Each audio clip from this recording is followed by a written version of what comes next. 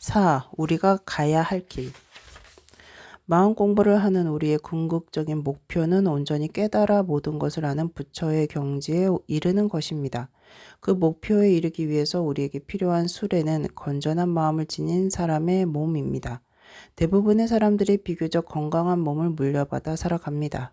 불경에 보면 사람으로 태어나 살아가는 것은 아주 특별하고 값진 일이라고 되어 있습니다. 그것은 수많은 생을 거쳐 쌓아온 엄청난 선업의 결과예요.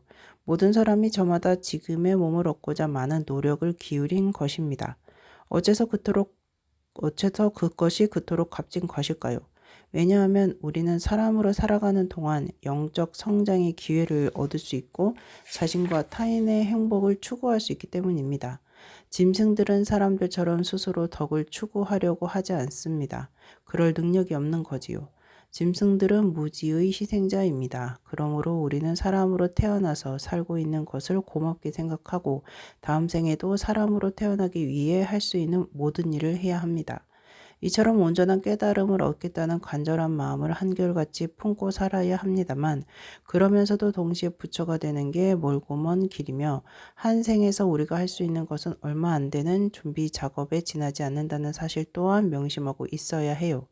마음 공부를 할 수 있는 충분한 가능성을 지닌 사람으로 다시 태어나려면 먼저 윤리의 길을 걸어야 합니다. 이것은 부처님의 가르침에 따르면 10가지 부덕한 행동을 하지 않는 거예요. 그런 행위를 하면 온갖 괴로움을 겪기 때문이지요. 그런 짓을 해서는 안 되는 까닭을 좀 더 분명히 알려면 흔히 카르마라는 말로 알려져 있는 인과율을 이해해야 합니다.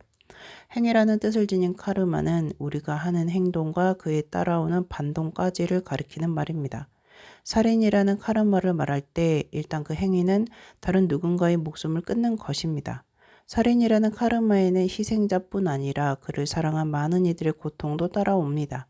물론 살인을 저지른 자가 받아야 할 대가도 그 안에 들어있지요. 그것들은 이번 생에는 국한되지 않습니다.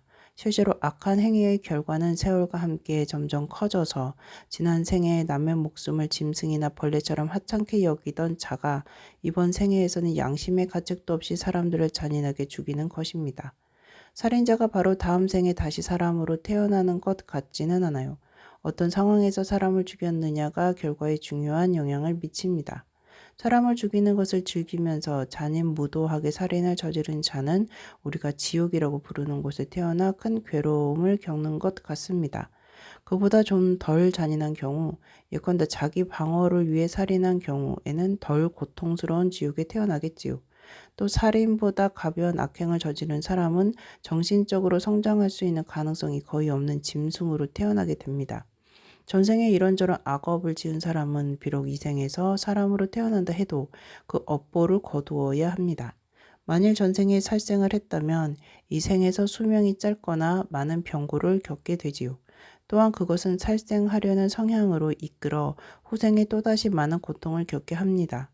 마찬가지로 도둑질을 했으면 재물이 부족하든가 도둑을 맞게 되고 그것이 또 후생에 도둑질을 하도록 이끌어 가는 거예요. 간음 같은 무분별한 성행위는 그가 소속되어 있는 집단에서 신용을 잃거나 배신당하는 고통을 겪게 하지요. 이상은 우리가 몸으로 짓는 3가지 부덕한 행위의 결과를 대략 말씀드린 것입니다. 말로 짓는 4가지 부덕한 행위 가운데 거짓말은 남들한테 험담을 듣는 생으로 이끌어 갑니다. 거짓말은 후생에서도 거짓말을 하게 만들어서 겁이 타면 사람들한테 속거나 무슨 말을 해도 남들이 믿어주지 않는 그런 고통스러운 삶을 살게 하지요. 거짓말하는 사람은 후생에 받은 업보로 외로움에 시달리고 남에게 피해를 주는 골치 아픈 성향을 지닐 수도 있습니다. 욕설은 후생에 다른 사람을 학대하고 성난 태도를 갖게끔 하지요. 쓸데없는 험담은 아무도 그에게 귀 기울이지 않게 하고 그런데도 쉴 새 없이 말을 늘어놓게 만듭니다. 끝으로 마음으로 짓는 3가지 부덕한 행위에는 어떤 업보가 따를까요? 마음으로 짓는 3가지 악행은 우리 모두에게 아주 익숙해진 것들이지요. 탐욕은 끝없는 불만을 낳습니다. 원하는 두려움을 갖게 하고 남을 해치게 합니다. 그릇된 견해는 진실하지 않은 신념을 지니게 하고 진실을 이해하여 받아들이는 것을 힘들게 하며 그릇된 판단에 매달리게 하지요. 지금까지 말씀드린 것들은 부덕한 행실이 가져오는 결과 중에서 몇 가지 예에 지나지 않습니다. 우리의 지금 생은 지난날 우리가 지은 카르마에서 비롯된 것입니다. 다음 생에 어떤 환경에서 태어날지, 좀 더 나은 삶으로 나갈 기회를 얻을지 얻지 못할지는 이 생에서 우리가 지는 카르마에 달려 있어요. 비록 현재 상황이 지난날 지은 행실을 제대로 이해하지 못할 때 우리는 더욱더 삶에 집착하게 되지요. 삶의 고통스러운 본질에 대한 통찰력을 기르면 집착을 버리게 됩니다. 궁극적으로 우리의 모든 공경은 하나의 근본적인 착각에서 비롯되는 것입니다. 우리는 자신과 다른 모든 현상들이 본래부터 존재한다고 믿지요. 그래서 사물들이 거기 그렇게 있다고, 사실 그 어느 현상도 지니고 있지 않는 고유한 본체가 존재한다고 믿고 그 생각에 매달립니다. 예를 들어 여기 의자가 하나 있습니다. 우리는 의자 다리, 앉은 자리, 등받이 등으로 구성된 의자라는 본체가 여기 있다고 믿지요. 그러면서 그 믿음을 의심조차 하지 않는 거예요. 같은 이치로 우리는 육신과 정신으로 이루어진 나라는 실체가 따로 있다고 생각합니다. 그러나 그것은 어디까지나 우리의 생각을 투사한 것일 뿐이에요. 실제로 그런 것은 존재하지 않습니다.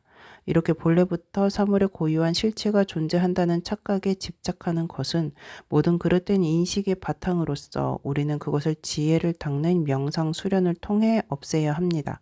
왜냐고요? 그것이 모든 고통의 뿌리이기 때문이지요.